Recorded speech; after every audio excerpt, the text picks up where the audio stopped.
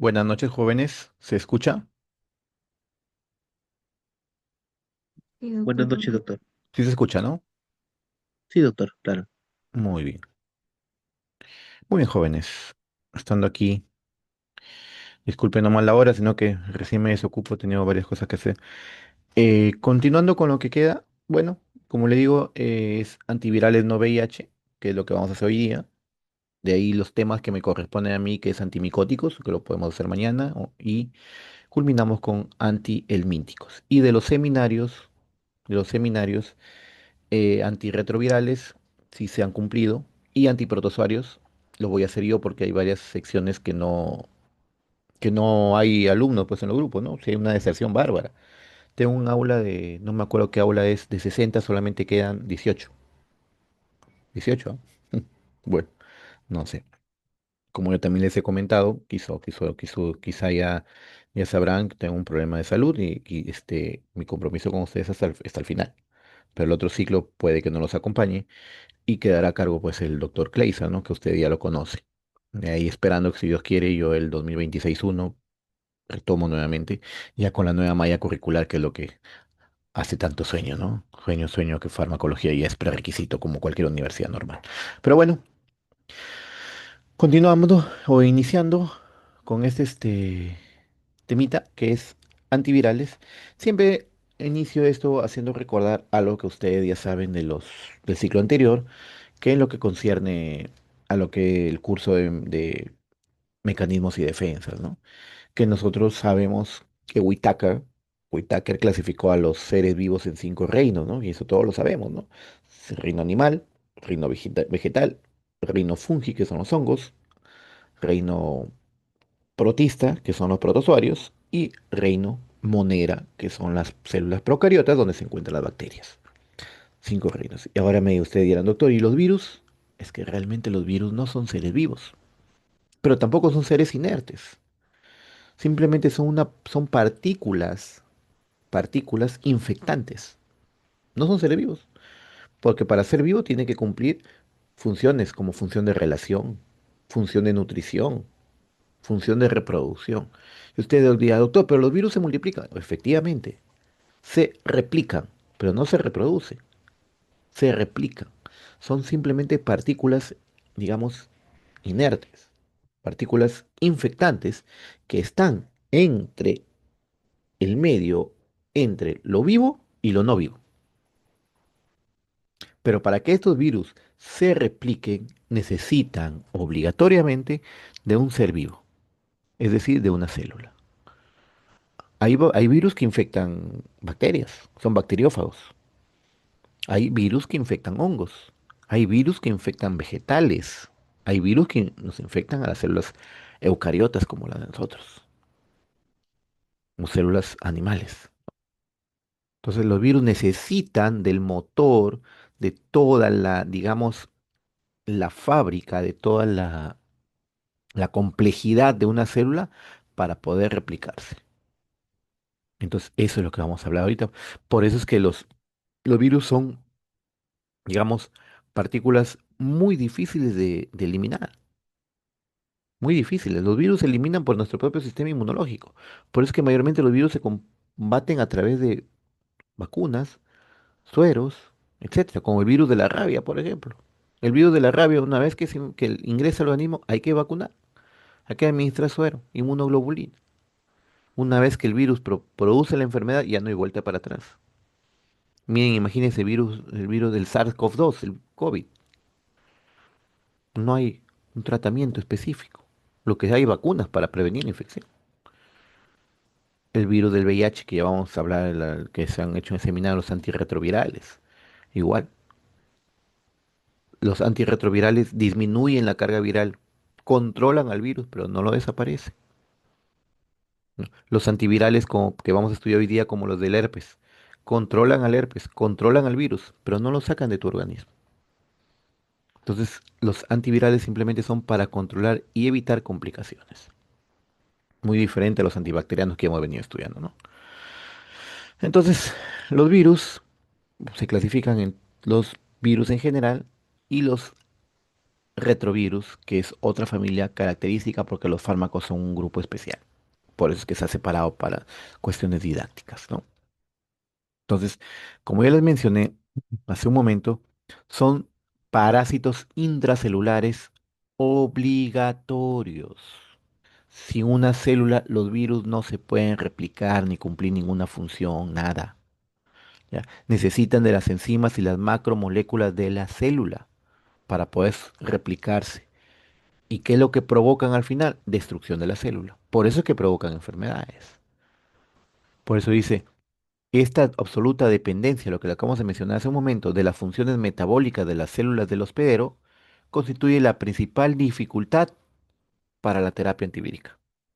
Como le digo, los virus por sí solos no tienen vida. Necesitan de una célula para replicarse, ¿no? Entonces aquí hablaremos, como le dije, de los virus que no causan inmunodeficiencia humana, o sea, no los no retrovirus. Entonces, para clasificar, o de acuerdo a este cuadro acá, que es del libro Flores, lo clasifican en los grupos de los análogos de los nucleósidos, de los cuales vamos a hablar de los principales, no vamos a hablar de todos por si acaso, como la ciclovir, valaciclovir, ganciclovir, valganciclovir. La lamivudina, que es un antiviral análogo de nucleósidos que es muy útil para la hepatitis B, también constituye un grupo de los fármacos contra el VIH, que está formado de los inhibidores de la transcriptasa inversa, ¿ya? Pero se considera acá porque también se utiliza dentro para lo que es el tratamiento de la hepatitis B. Aquí tenemos la ribavirina, ¿ya? La ribavirina, la emtricitabina también que se utiliza para la hepatitis B, también es un antirretroviral. Y la ribavirina, que es un fármaco que se utiliza para el virus sincitial respiratorio. Doctor, ¿cuál es el virus sincitial respiratorio? El virus del resfrío común. Y usted dirá, doctor, pero el resfrío común no se cura solo, se da paracetamol, clorfenamina. Así es. Pero en un paciente inmunodeprimido, este virus sincitial respiratorio puede ser mortal. Le puede producir una encefalitis viral. Así que por eso se utiliza. Por eso, como le vuelvo a decir, los antivirales se utilizan para evitar complicaciones, ¿ya? O recidivas constantes. Las aminas tricíclicas cada vez en desuso, solamente lo vamos a mencionar y a dar un esquema directo, ¿no? Para saber su mecanismo de acción, como la mantadina y remantadina, útil para los virus de la influenza, tipo A, si acaso. Tenemos los análogos de los pirofosfatos, como el foscarnet, que también vamos a hablar de ellos. Los inhibidores de la neuraminidasa, como el zanamivir y oseltamivir, muy útiles dentro de los grupos, se encuentran dentro del grupo de los antivirales contra el virus de la influenza tipo A y tipo B. ¿Ya? Luego tenemos anticuerpos monoclonales, interferones, inhibidores de etcétera, ¿no? Este aquí no vamos a mencionarlo ya. Por ejemplo, el Goodman lo clasifica dentro de su acción, o sea, contra quienes actúan. Por ejemplo, tenemos fármaco contra el virus del herpes, aciclovir, fanciclovir, ganciclovir, valaciclovir, valganciclovir. Virus contra la influenza, amantadina, rimantadina o celtamivir, zanamivir.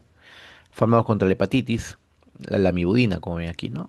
Y otros antirretrovirales como la ribavirina que se va contra el virus sincitial respiratorio. ¿Ya? De lo que yo estoy mencionando es de lo que ustedes tienen que entender y vamos a estudiar y lo vamos a utilizar. ¿De acuerdo? Vamos a cuadrarnos en ese sentido. Y como le vuelvo a decir, ya en el curso anterior de mecanismos y defensas ya les han explicado cuál es los grupos de los virus de los herpes virus, cómo funcionan o cómo son. Son virus, qué tipo de virus, porque recuerden que hay virus ADN y virus ARN. Eso ya les han explicado el ciclo pasado. Lo único que les voy a decir que el virus del herpes simple, que está formado por el herpes, perdón, el herpes virus, es una familia de los herpes virus o herpes viridae, que está formado el virus del herpes simple uno, virus del herpes simple 2, virus de la varicela zoster, el virus del Epstein-Barr, el citomegalovirus, el virus del herpes humano tipo 6, el virus del herpes humano tipo 8. Eso ya les han enseñado el ciclo pasado. Ya les han enseñado, ¿no? Y eso ya les han enseñado. Eh, entonces, hay que recordar también que estos virus del herpes o herpes viridae son virus neurotrópicos. ¿Qué quiere decir virus neurotrópicos? Que tienden a almacenarse una vez que ingresan y dan la prima infección, se almacenan en ganglios nerviosos. Por ejemplo, el virus de la varicela. La varicela te da la prima infección en los niños que se llenan de globitos de agua todo el cuerpo, ¿no? Es la prima infección. Y una vez que termina y se cura por sí solo, se va y se acumulan o se almacenan o se vuelven, digamos, latentes en los ganglios dorsales de la médula espinal.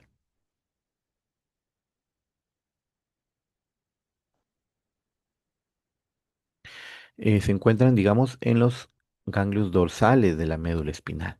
Y ahí se quedan latentes para cuando hay, digamos, una recidiva y se recidiva como herpes zóster, ¿no? Lo mismo sucede con el virus del herpes simple 1.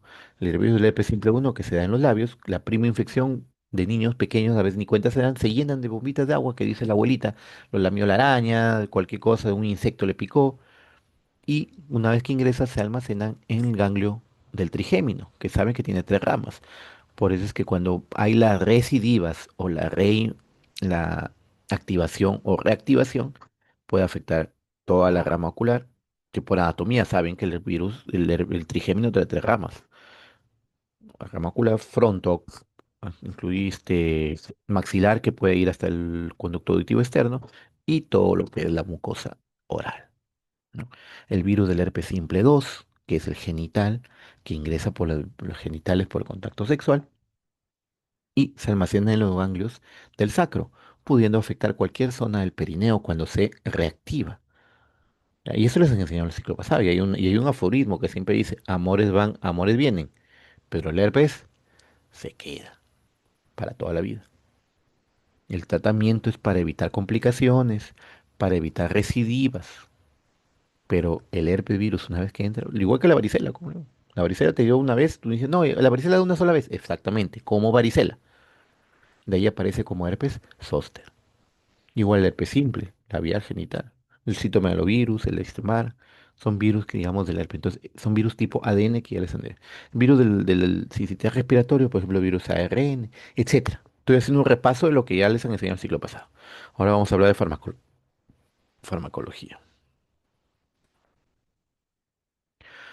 Hablaremos de los análogos de los nucleócidos. ¿Qué quiere decir análogo de nucleócidos? Que simulan a los nucleócidos, que son, ya saben que son nucleócidos, que son una estructura del ácido desoxirribonucleico, ¿no? Recuerden que son nucleócidos, nucleótidos y forman las cadenas de ADN. ¿Para qué repetir algo que ya ustedes saben? ¿No? Entonces, los análogos de nucleócidos se van a subclasificar dependiendo de su principal acción terapéutica. Actividad predominante sobre el virus del herpes simple. Tenemos el aciclovir y valaciclovir. ¿Ya? También está el fanciclovir, penciclovir. Tenemos lo que son actividad predominante frente al citomegalovirus. Aquí tenemos el ganciclovir y valganciclovir, también como el cidofovir. Actividad predominante frente al virus de la hepatitis B. Tenemos la lamivudina. Este de aquí ya se ha hablado dentro del grupo de los antirretrovirales. Y tenemos lo que es actividad predominante frente al virus sincitial respiratorio. ¿Cuál les dije que se llamaba? Se olvidaron. Ribavarina, doctor. Ribavirina, muy bien. La Ribavirina. ribavirina, excelente. Muy bien, ¿ya? No se olviden de eso. Y eso vamos a hablar. Vamos a hablar primero de la ciclovir. Hay alguna peculiaridad de estos fármacos, los análogos de los nucleócidos, que son prácticamente moléculas inactivas. Por ejemplo, la ciclovir es una molécula inactiva. ¿Ya? Tiene que fosforilarse tres veces. Entonces, cuando yo le pregunte cuál es su forma activa de la ciclovir, es el aciclovir trifosfato. Le vuelvo a repetir. ¿Cuál es su forma activa del aciclovir? Es el aciclovir trifosfato. Pero ¿cómo se activa este fármaco? Bueno, la primera fosforilación lo hace por una enzima viral o una enzima del virus que se llama timidin, timidinquinasa viral. ¿Ya? Timidinquinasa o timidincinasa viral. El virus provoca la primera fosforilación. La segunda y tercera fosforilación ya es provocada dentro del mismo citoplasma celular, donde se ha metido el virus para infectarlo. ¿Ya? Vuelvo a repetir, y esto es pregunta de examen, siempre pregunto eso. Quizá me anime este ciclo, quizá para el otro. Ya. Aunque el otro ya no ya le dije, va a ser el doctor Kleiser. Eh, Como les dije, timidinquinasa, ya, viral es la primera fosforilación. El mismo virus provoca su primera fosforilación. La segunda fosforilación es provocada por, segunda y tercera por enzimas celulares. Ya, miren, ¿ah? Así que aquí comienza. La acción inhibitoria del aciclovir es muy selectiva para virus del herpes simple 1, para virus del herpes simple 2 y para virus de la varicela zoster. Para el citomegalovirus no tiene actividad o es muy escasa y de aquí les explico por qué. Entonces, como ya lo mencioné, el aciclovir tiene que fosforilarse. Entonces, el primer fosforilación que se convierte en monofosfato de aciclovir se da por la timidinquinasa viral, ¿ya? Tanto el virus del herpes simple como el virus de la varicela zoster. La timidinquinasa viral. La segunda y tercera fosforilación ya es provocada por las enzimas celulares, ¿de acuerdo? Y una vez que ya está activado, es decir, el aciclovir trifosfato, el aciclovir trifosfato, ¿qué hace? ¿Cuál es su mecanismo de acción entonces del aciclovir trifosfato? Es inhibir la ADN polimerasa viral. La ADN polimerasa viral, tanto el virus del herpes simple como el virus de la varicela zoster. Entonces, cuando yo le pregunto el mecanismo de acción, no tiene nada que lo que explicado al inicio es la activación. El mecanismo de acción de la ciclovir es inhibir la ADN polimerasa viral. Punto. Ese es el mecanismo de acción. ¿De acuerdo? Muy bien.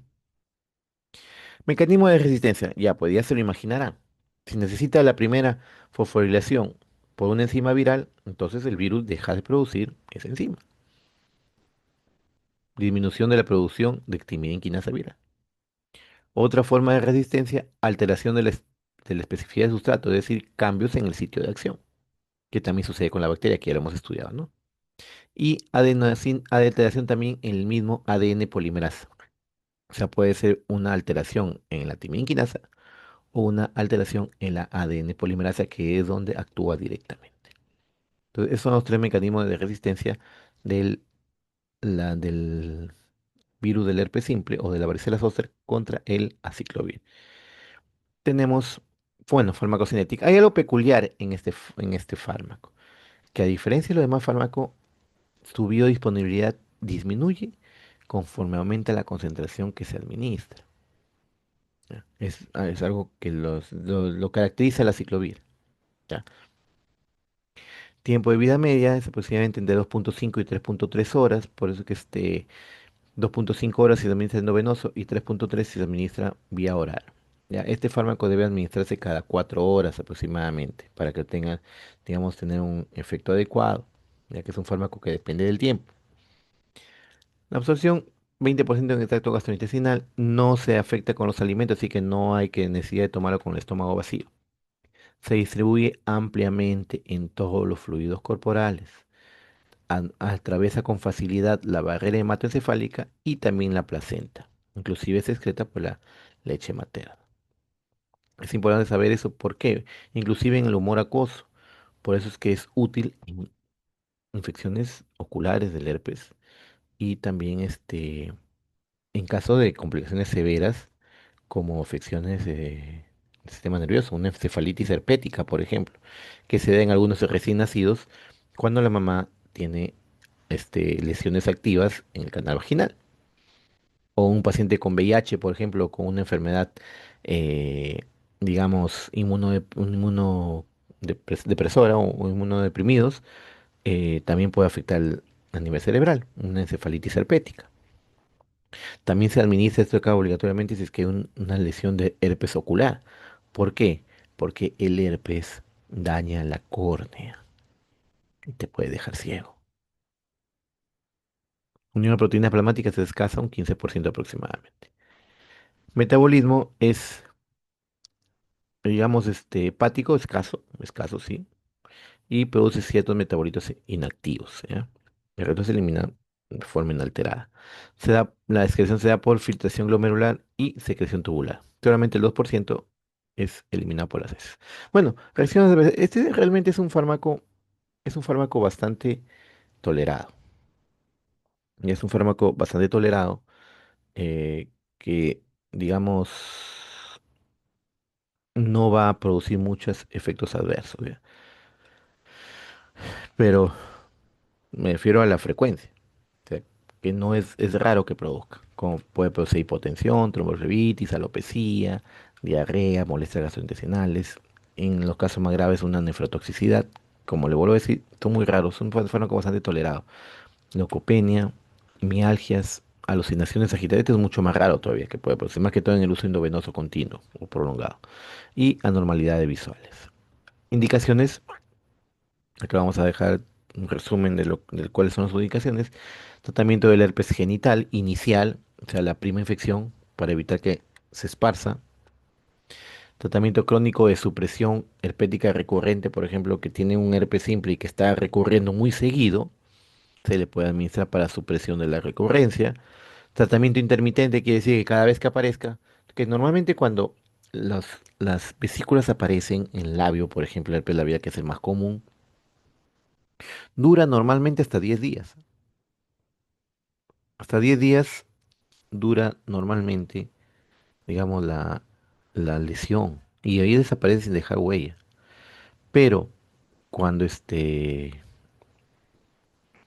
cuando se da el tratamiento, las lesiones duran entre 3 a 5 días, o sea, mucho menos, y desaparecen por completo. A eso se le da como tratamiento intermitente que ven ahí. El herpes zóster agudo, que siempre es muy recomendable tratarlo. Ni bien aparece herpes zóster, hay que tratarlo. ¿Por qué? Porque puede dejar secuela dolorosa, el famosísimo neuralgia posherpética. Así que hay que tratarlo sí o sí, inmediatamente aparecen las lesiones. Pues acá dice de 7 a 10 días. La varicela. La varicela se trata pues en caso de que haya complicaciones, sobre todo en pacientes inmunodeprimidos, como ven aquí. Porque después los niños no digamos, no se trata normalmente con ningún fármaco, ¿no? Pero en caso que haya a un problema, porque también la varicela puede producir daño cerebral, ahí sí se administra. Muy bien. Me dan un minutito, por favor.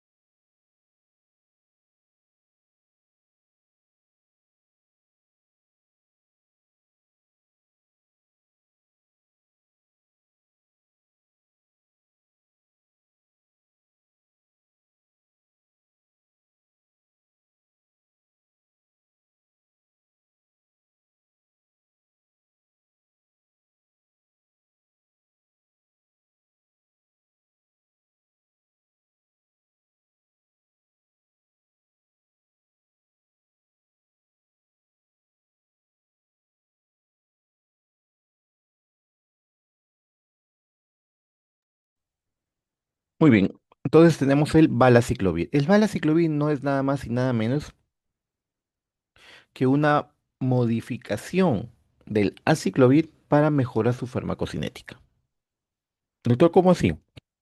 Se le agrega una molécula de valina, que es un aminoácido, para mejorar su farmacocinética. Y no es nada más ni nada menos que un profármaco del aciclovir.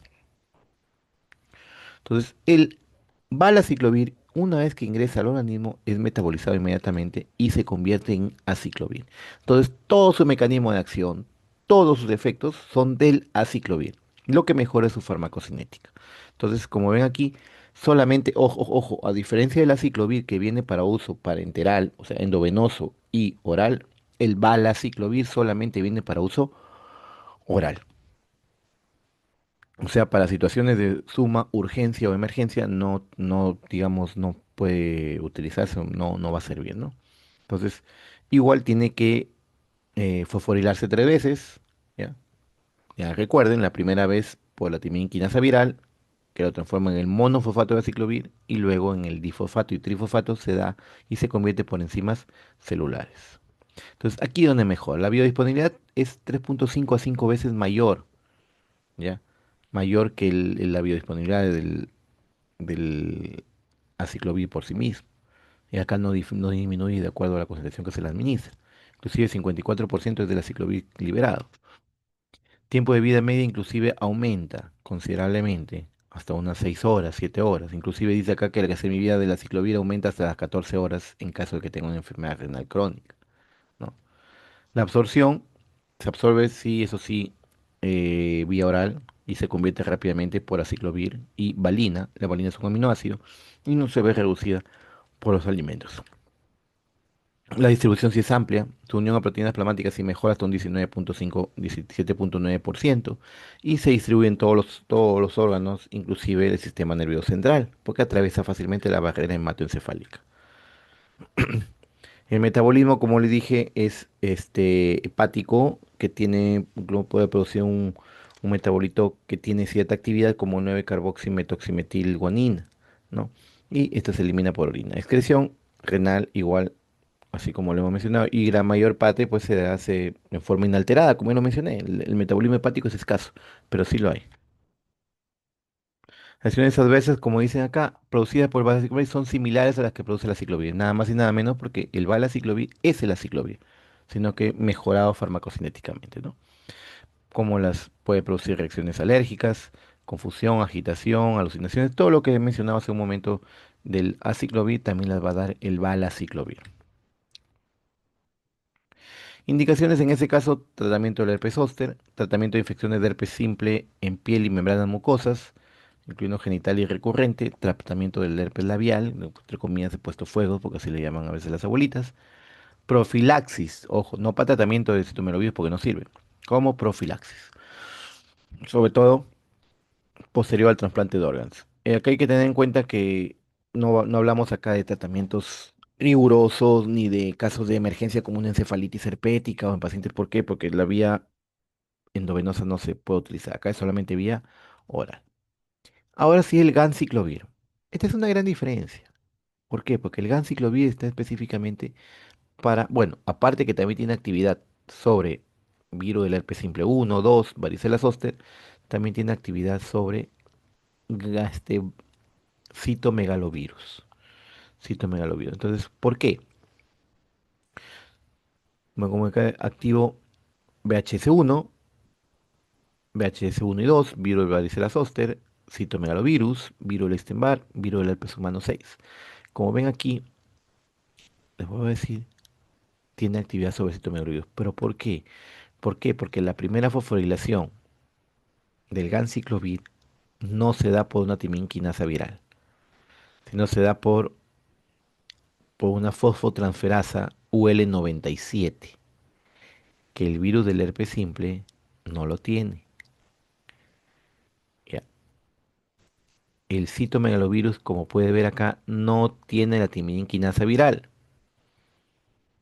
Y en cambio el ganciclovir no necesita de la timinquinasa viral, sino necesita de esta fosfotransferasa UL97. Me dejo entender. Entonces, la primera fosforilación del ganciclovir se da por la fosfotransferasa UL97 del citomegalovirus. La segunda y tercera fosforilación ya se da por enzimas del mismo, de la misma célula, porque su forma activa del ganciclovir es el ganciclovir trifosfato. Bueno, El ganciclovir sí tiene cierta toxicidad, a diferencia del aciclovir, ¿ya? Inclusive acá dice que por vía oral el 6 a 9 con dosis altas puede causar una concentración plasmática de 0,5 a 1. Y la concentración en líquido cefalorraquídeo es de casi 5% de la concentración plasmática, o sea, atraviesa muy fácilmente la barrera hematocefálica. Y hay que tener en cuenta esto, ¿por qué? Porque mayormente el citomegalovirus tiende a afectar el sistema nervioso central, el, el órgano ocular, ¿ya? Entonces aquí su tiempo de vida media de 2 a 4 horas, aumentando hasta 12 horas en pacientes con enfermedad renal crónica, ¿ya? También se puede utilizar vía intravítrea para situaciones de citomegalovirus y afección ocular de citomegalovirus, como ya la mencioné. La absorción es tracto digestivo también cuando se utiliza por vía oral. Distribución en todo el organismo, atraviesa la barrera hematoencefálica muy fácilmente, pulmón, hígado, testículos. Su unión a proteína plasmática ha sido bastante baja, de 1 a 2%. Excreción, casi todo por la vía renal. Mecanismo de resistencia, pues así igualito que también aparecen por acá. Mutación del gen UL97, produce una reducción de la fosforilación intracelular. Mutación en el gen POL que origina las alteraciones funcionales del ADN polimerasa viral. Ya, bueno, no sé, el Foscarnet vamos a hablar después. Ahora, entonces, el ganciclovir, al igual que el aciclovir, ¿cuál es el mecanismo de acción? Inhibe Inhibe. el ADN de la polimerasa viral. Así es, muy bien. El mecanismo de acción del ganciclovir también es el mismo que el aciclovir. Inhibir la ADN polimerasa viral. Y punto. El valganciclovir, así similar como hemos hablado del valaciclovir, el valganciclovir es una forma de, digamos, de mejora del ganciclovir para tener una mejor farmacocinética. Pero eso sí, solamente para uso oral. Mejora hasta 10 veces su biodisponibilidad, como dice. Administra de forma oral que requiere alta dosis, por lo que se restringe su uso a solo terapia de mantenimiento. ¿Ya? Solamente terapia de mantenimiento. ¿Por qué? Porque como le vuelvo a decir, no se utiliza para vía endovenosa. Entonces, para situaciones de suma urgencia no va a servir. Tiene hasta 100 veces superior a la de la ciclovir su actividad. Entonces, la absorción, como ven acá, es aproximadamente 60% luego de su administración. ¿Ya? Eh, 900 miligramos por vía oral del valganciclovir, ¿ya? Es equivalente a la administración de ganciclovir intravenoso de 5 miligramos por kilogramo una vez al día. ¿Ya? Igual se distribuye por todo el organismo. ¿Ya? Su concentración máxima es 1% del ganciclovir. Como le digo, inmediatamente se administra, se va hacia donde tiene que actuar. Ven ahí, el valganciclovir se hidroliza rápidamente a ganciclovir. Metabolismo en la pared intestinal, que se convierte el valganciclovir en ganciclovir y en el hígado, donde se va a metabolizar también. La principal vía de eliminación es por excreción renal como ganciclovir. ¿Ya? Entonces, al igual que el anterior, todo su mecanismo de acción, todos sus efectos, va a ser lo mismo que el ganciclovir. ¿De acuerdo? Acciones adversas, bueno, puede producir.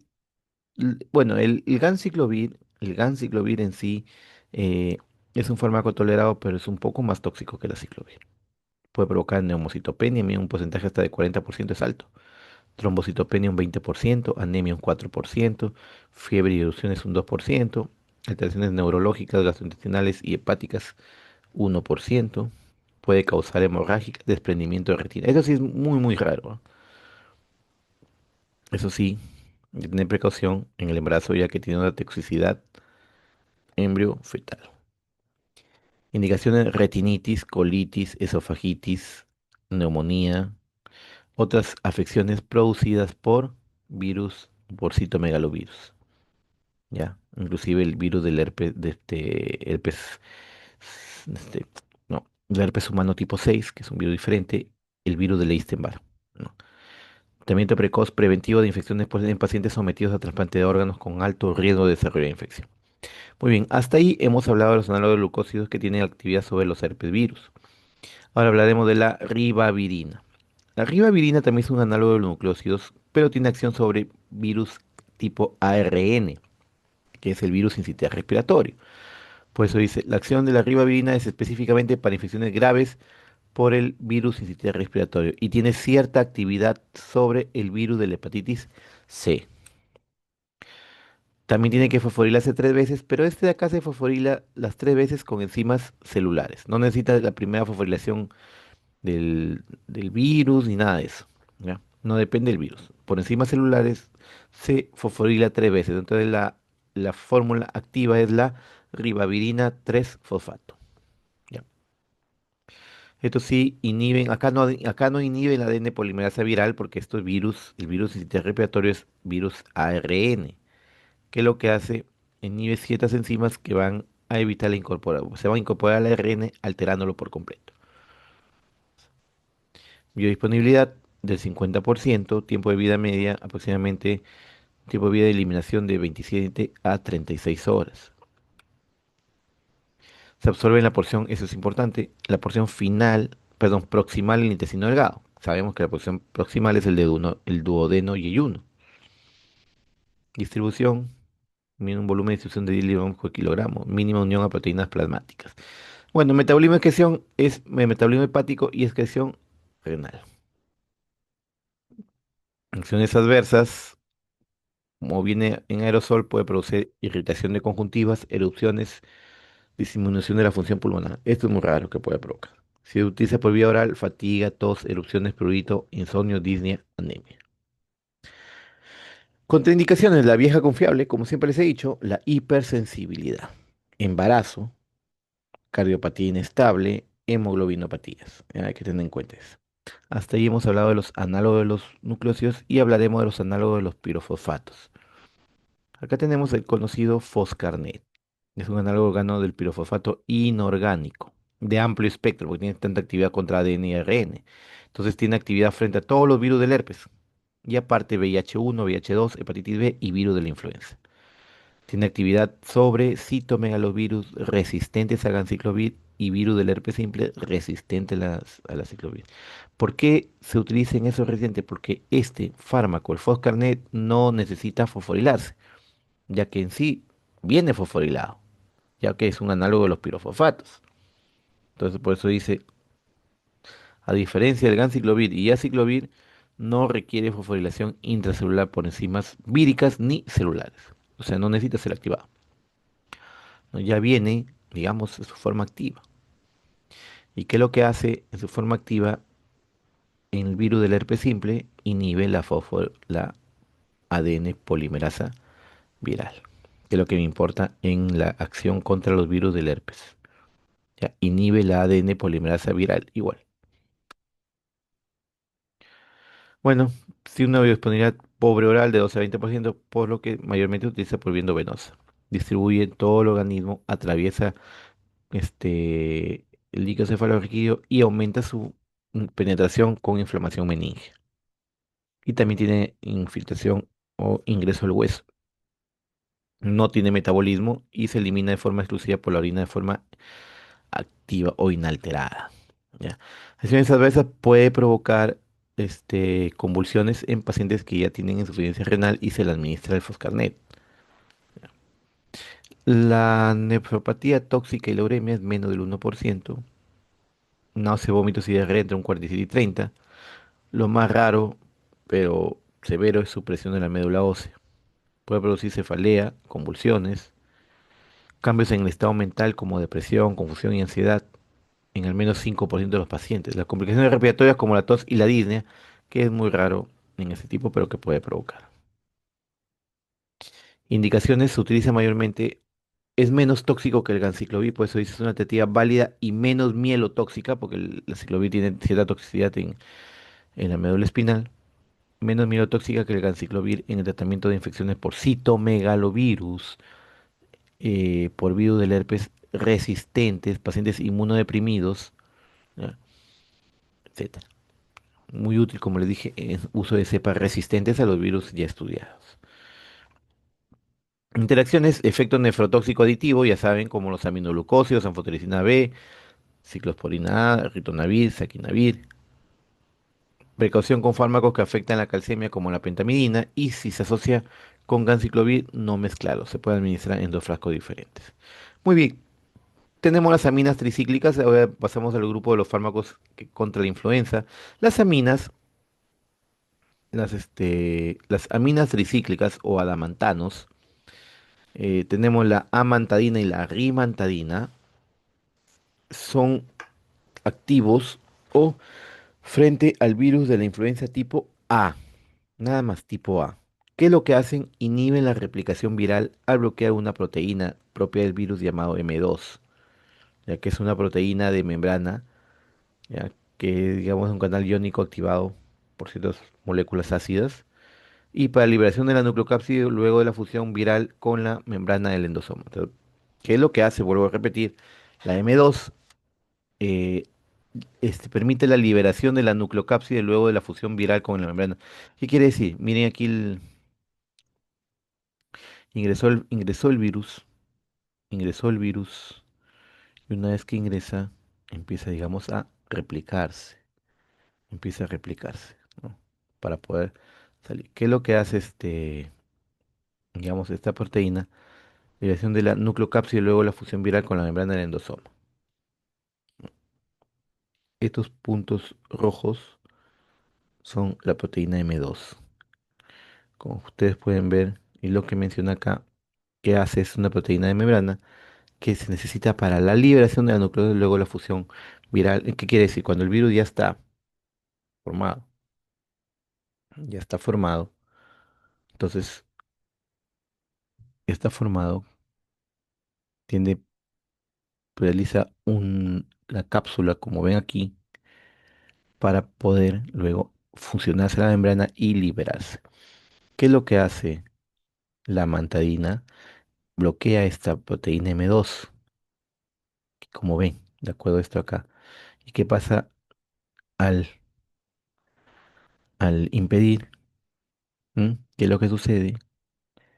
El virus no puede eclosionar, o sea, queda envuelto. Y al no eclosionar, no provoca, digamos, lo deja inerte al virus, ¿no? Bueno, la resistencia a los matados se genera por situación de aminoácidos en la proteína M2. Puede provocar ocurrencia resistencia cruzada a todos los inhibidores M2. Y este de aquí no afecta a los inhibidores de la neuraminidasa ni a la ribavirina. Este es los primeros principales parámetros, digamos,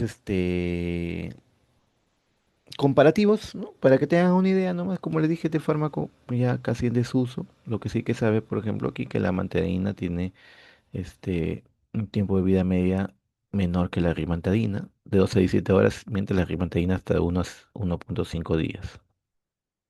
Metabolismo, la mantadina no se metaboliza, en cambio la rimantadina sí en el hígado.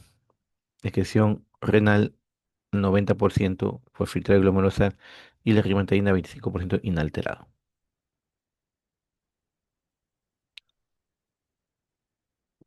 Indicaciones, como le dije, es profilaxis y tratamiento de la infección contra el virus de la influenza A, no la B. Y también como tratamiento profilácticos en pacientes que no están vacunados y que tienen que ir a una zona endémica. Contraindicaciones, hipersensibilidad, la vieja confiable. Hay que tener precaución en pacientes con insuficiencia renal y en los pacientes con insuficiencia cardíaca congestiva puede provocar hipotensión ortostática o edema periférica, ¿no? Como ven acá, la manteína puede empeorar su condición. Inclusive tenemos otra contraindicación. La mandarina puede empeorar los problemas mentales asociados a la psicosis, pudiendo producirse alucinaciones, confusiones y pesadillas. Entonces hay que tener precaución en ese aspecto. Efectos adversos muy frecuentes de edema en piernas, manchas de color rojizo, frecuentes, somnolencia, insomnio, depresión, alucinaciones, raras, convulsiones y muy raras, problemas medulares como disminución de los glóbulos blancos, leucopenia, aumento reversible de las enzimas hepáticas, insuficiencia cardíaca congestiva, fallo cardíaco, fotosensibilidad, etc. Hay que tener mucho precaución. Pero como ven acá es muy, muy raro. Interacciones con el alcohol, no debe administrarse con alcohol. Tampoco, digamos, utilizarse con trimetoprim. Eh,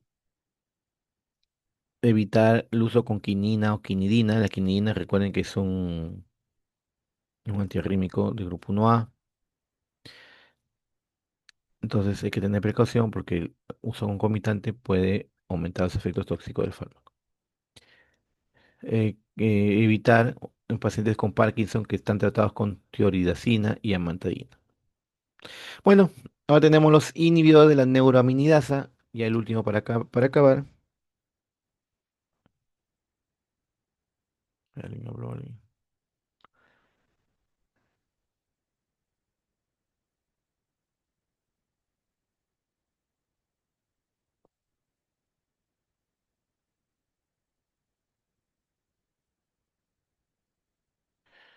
A ver, esa pregunta dice acerca del paciente con síntomas de virus por VIH ha desarrollado, en todo caso, si es que del fármaco, digamos, situaciones así distintas, ¿no? El ganciclovir es un poco más complicado, más, digamos, tóxico.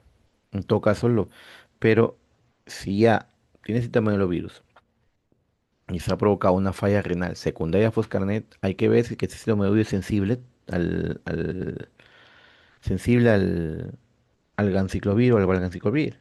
Igual hay que modificar la dosis de acuerdo al grado de insuficiencia renal que tenga. Lo mismo sucede con el Foscarnet. En todo caso, si ya tiene falla renal, pero necesita tratamiento sí o sí de citomegalovirus, porque es un paciente inmunodeprimido que está con VIH, se utilizaría, digamos, con dosis reguladas para estadio renal que tiene el paciente, ¿no? Porque no queda de otra. Al menos con lo que tenemos aquí en nuestro país, ¿no? En nuestro medio, ¿no? Bueno, para culminar tenemos los inhibidores de la neuraminidasa. Este fármaco se hizo famoso en la época, ¿se acuerdan? Antes de COVID tuvimos una pequeña epidemia de la gripe H1N1, ¿no? Que es un tipo de la influenza tipo A, ¿ya? Este de aquí, estos virus, el virus de la influenza tipo A y el virus de la influenza tipo B, tienen una enzima llamada neuraminidasa o llamada sialidasa, ¿ya? Que es importante pues, para el virus de la replicación. Entonces hay que tener en cuenta que virus, una vez que ya se forma en la célula, ya está para liberarse, se une a través de una enzima, bueno, el ácido N-acetil neuramínico, que provoca la escisión y con ello impide la inactivación vírica. O sea, ¿qué es lo que hace una vez que lo que promueve la penetración del virus al interior de la célula y facilita la liberación a partir de las células infectadas extendiendo la infección? Entonces, una vez que la célula se forma, el virus se forma se queda unido a través de una enzima que es la neuraminidasa. Entonces, eh, esa enzima va a provocar, digamos, esa escisión. O sea, el virus sale y se queda unido todavía. Entonces viene la enzima neuraminidasa y libera al virión. O sea, el virus infectante sale a buscar otra célula que infectar. Entonces, ¿qué es lo que hacen estos fármacos? Como ven acá, previenen la infección y disminuyen la gravedad de las enfermedades como la H1N1, que son de la influenza, ¿no? Entonces, como ven acá, es una eficacia clínica y una acción selectiva inhibidora de la enzima de neuraminidasa. Ahora, como le vuelvo a repetir, qué es la neuraminidasa? Es una enzima del virus de la gripe A o de la influenza A de tipo B. Permite la liberación de los viriones, como le dije, y el virus una vez que se va a liberar queda unido a una proteína que viene de la neuraminidasa y las libera. Impide la inactivación del virus por el moco del tracto respiratorio, como que por eso dice cialidasa, que quiere decir que va a atacar a las cialomucinas, para que el moco se quede fluido. Impide la inactivación, como se facilita la entrada del virus en células epiteliales, induciendo la apoptosis cerebral, la apoptosis celular. Promueve síntesis de interleucinas, que son moléculas proinflamatorias. Por eso que dice acá, su inhibición reduce de forma importante la capacidad patogénica del virus gripal. Entonces ya sabemos que lo que hace la neuraminidasa, estos fármacos van a inhibir a esa neuraminidasa, ¿no? Evitando la liberación de viriones, como ven, y promoviendo el agrupamiento entre ellos, formar conglomerados. Son análogos del ácido ciálico que inhiben selectivamente la neuraminidasa, tanto el virus de la influenza A como el virus de la influenza B. La neuraminidasa, como ven, cortan los residuos del ácido ciálico que está unido para liberar los virus de las nuevas células. ¿Ya? Entonces, si yo inhibo la neuraminidasa, pues ¿qué voy a provocar? Que el virus no se libere y termine, digamos, permaneciendo unido a la célula y luego ser fagocitado o eliminado por el sistema inmune. En ausencia de la neuraminidasa, la hemaglutinina del virus se une al ácido cílico de otras partículas víricas para formar grupos, impidiendo así la liberación del virus, lo que acabo de mencionar, ¿no? Entonces tenemos el zanamivir, solamente se utiliza por vía inhalatoria, ¿ya? Una biodisponibilidad muy baja, también su unión a proteínas plasmáticas es baja, como ven. Entonces, también el 15%. Se metaboliza en el hígado, no sufre cambios, ¿ya? Ni es metabolizado, ¿ya? Y se excreta por vía renal sin cambios, ¿ya? Bueno, su excreción urinaria es de un 90% en 24 horas con un tiempo de vida media de 2,5 a 5. Sanavicía atraviesa la placenta, ¿ya? Hay que tener precaución, aunque no se han determinado malformaciones o algo, ¿no? Entonces acá está por vía intranasal inhalada, acá está, digamos, el resumen y las contraindicaciones, la vieja confiable, hipersensibilidad, ¿no? Recuerde que el Sanamivir viene para vía inhalatoria, de cerca del otro fármaco que vamos a hablar. Acciones adversas, como es por vía inhalatoria, puede provocar algunas molestias, pero luego no es como no es sistémico, ¿ya? Está indicado, digamos, tratamiento de cuadros gripales severos y si se necesita, digamos, necesario comenzar la administración antes de que transcurra 48 horas. O sea, tiene que ser rápido. Ni bien aparece, hay que empezar a tratar. Y por último tenemos el oseltamivir, que es un familiar, pues, ¿no? De la zanamivir, también inhibe la neuraminidasa, pero esto se administra por vía oral, ¿ya? Tiene una biodisponibilidad del 79%. Tiene una proteína plasmática de forma escasa y su metabolismo es hepático, como dicen acá.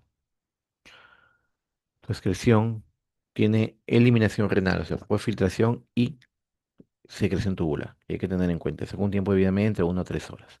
Entonces, si ustedes ven acá, dice, está contraindicado para variar la vieja confiable en hipersensibilidad.